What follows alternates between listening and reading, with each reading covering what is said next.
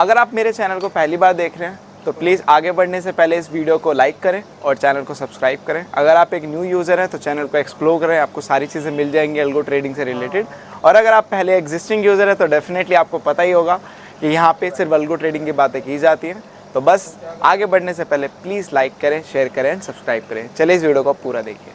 Hello everyone, welcome back again with another daily PNL video. तो भाई आ गया एक और पीएनएल वीडियो में। तो भाई आज थोड़ा मैं बिजी था, इस वजह से पीएनएल वीडियो लेट आ रही है। इवन दो मैं तो पीएनएल वीडियो बनाने भी भूल गया था क्योंकि मुझे लगा मैंने डाल दी, बट मैंने जब चैनल देखा तो मैंने कहा भाई आज की पीएनएल वीडियो तो है ही नहीं। तो भाई कभी कभी ऐसा भी हो जाता है, काम में बिल्कुल मगन हो जाते हैं। तो भाई आज की अगर मार्केट की बात करें तो मार्केट समहाउ आज पॉजिटिव था। समहाउ क्या, आज पूरा ही मार्केट पॉजिटिव था।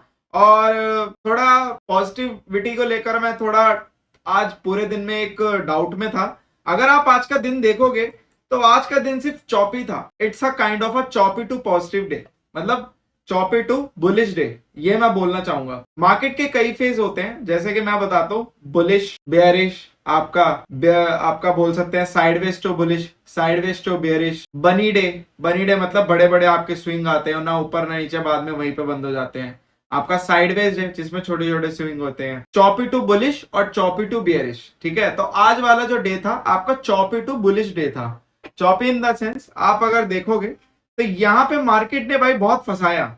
अल्टीमेटली मार्केट गया ऊपर, बट अगर आप ध्यान से देखोगे विक्स, आज आपको विक्स देखने को मिलेगी। विक्स कंटिन्यूस, मतलब आज मार्केट में आपको इतनी ज्यादा विक्स देखने को मिलेंगी कि भाई आज मार्केट कहीं ना कहीं ऐसा था कि ऊपर भी स्टॉप लॉस हंट, नीचे भी स्टॉप लॉस हंट।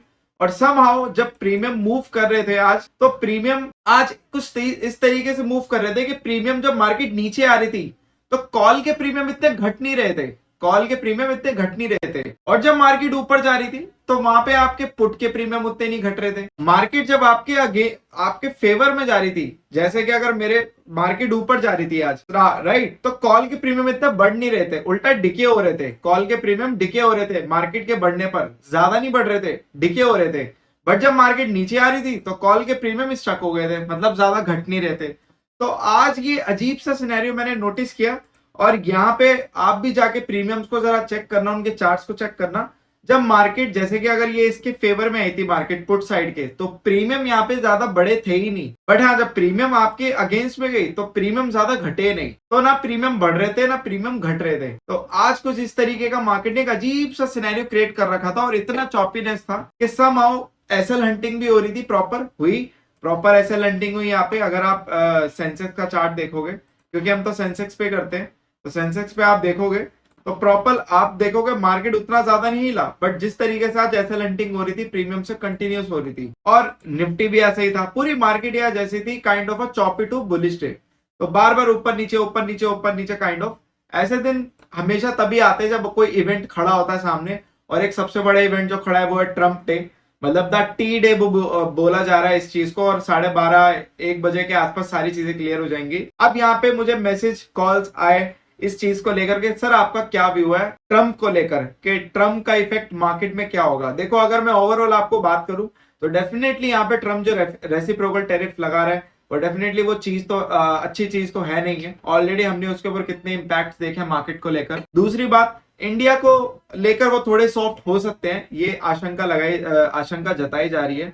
और समहाउ अगर इंडिया को लेकर आपके ट्रम्प अगर सॉफ्ट हुए तो डेफिनेटली आपको कहीं ना कहीं इंडिया में इतना नेगेटिव मोमेंटम देखने को ना मिले, बट आपके जो बाकी वर्ल्ड मार्केट के इंडेक्स है डेफिनेटली वो वहां पे आपका गिरते हुए नजर आएंगे। तो अगर हमारे यहाँ पे, अगर हमारे इंडिया में कोई भी गिरावट आएगी या फिर कोई भी बियरिशनेस आएगी तो डेफिनेटली उसका टोटली इंपैक्ट वर्ल्ड मार्केट होगा, ना कि हमारे क्यूज होंगे जो रेसिप्रोकल टैरिफ की वजह से उस पर इंपैक्ट करेंगे, ठीक है। बट अगर हम बढ़ने पे आएंगे, अगर हम बढ़ने पे आए तो डेफिनेटली हम फिर आउट परफॉर्म भी कर सकते हैं बाकी दुनिया के इंडेक्सेस को। तो बढ़ने के लिए हम रेडी हैं, क्योंकि ऑलरेडी हम काफी गिर चुके हैं ऊपर सर, हमने रिकवरी भी अच्छी दिखाई है, बट उसके बावजूद भी हम उतना नहीं गिर रहे हैं जितने बाकी का वर्ल्ड मार्केट गिरे हैं। तो कहीं ना कहीं इंडिया का रेजिलियंस है कि हम वहां पे स्टिक है, हमारी वो स्ट्रेंथ है। क्योंकि यहाँ पे अगर आप देखोगे इन्वेस्टमेंट कोई भी अगर इंडिया में करता है, हाल ही के दिनों की इन्वेस्टमेंट के डेटा को अगर मैं बात करूं तो डेफिनेटली वहां पे ज्यादा आपके रिटर्न्स नहीं है। But overall long time period में अगर आप देखोगे तो इंडिया एक अच्छी कंट्री इन्वेस्ट करने के लिए। तो इंडिया काफी स्ट्रांग रहा है इतने सेंसिटिव सिनेरियो में भी। तो समहाउ हम गिरेंगे तो वर्ल्ड क्यूज की वजह से, बट अगर बढ़ने पे आएंगे तो अगर यूएस मार्केट 1% चलेगा तो मे बी हम 1.5-2% भी आउट परफॉर्म करके चल सकते हैं। तो आज रात काफी इंपॉर्टेंट है और कल सुबह तक क्लियर ही हो जाएगा। बट अगर सब कुछ पॉजिटिव रहा फॉर ऑल तो डेफिनेटली यहाँ पे हम बढ़ेंगे बहुत ज्यादा, मतलब आपको 300 400 500 पॉइंट का भी मूवमेंट दिख सकता है। बट हम गिरने पे आएंगे तो गिरने के लिए लिमिटेड डाउन साइड है 22,800 तक या 900 तक, हम उससे ज्यादा नहीं जा सकते। अगर उससे ज्यादा हम गए तो भाई कुछ ना कुछ एक ऐसा नेगेटिव इम्पैक्ट या फिर नेगेटिव स्टेटमेंट जरूर आएगी ट्रम्प की तरफ से, तभी हम 22,800 तोड़ेंगे। अभी के लिए मुझे नहीं लग रहा हम 22,800 तोड़ेंगे, बट अगर तोड़े तो उसमें ट्रम्प के काफी बड़ी या सेंसिटिव स्टेटमेंट का हाथ होगा, अदरवाइज कोई चांस नहीं है। वरना नॉर्मल अगर सेलिंग भी आएगी तो 22,900 23,000 या 23,100 के आसपास ही हम रुक जाएंगे और वहीं पे क्लोज करके फिर उसके 1-2 दिन बाद रिकवरी देना स्टार्ट कर देंगे। ठीक है, तो ये मेरा टेक है जो मैंने आपको बता दिया। बाकी आपको पूरी स्पीच में सिर्फ इतना देखना है कि इंडिया को लेकर क्या इंपैक्ट आया। अगर इंडिया को लेकर लेस इंपैक्ट है और बाकी देशों को लेकर काफी ज्यादा इंपैक्टफुल स्टेटमेंट अगर पास ऑन हुए वाया ट्रम्प, तो डेफिनेटली वहां पे फिर आपकी भयंकर सेलिंग आज रात में खड़ी हुई है।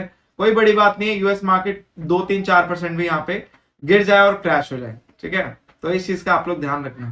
तो अगर ऐसा कुछ हुआ तो हम फिर 200-250 पॉइंट का गैप डाउन भी दिखा दें। ठीक है, तो मैंने दोनों सिनेरियो क्लियर कर दिए, पॉजिटिव एंड नेगेटिव।